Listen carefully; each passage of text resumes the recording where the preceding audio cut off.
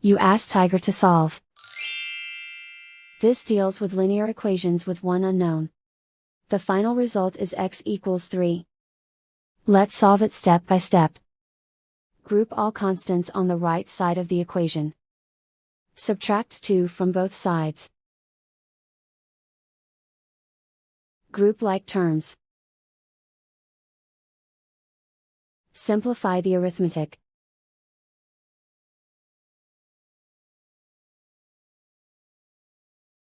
Isolate the x. Divide both sides by 6. Simplify the fraction. Find the greatest common factor of the numerator and denominator.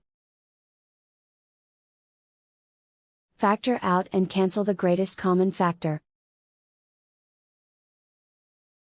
And so the final result is x equals 3.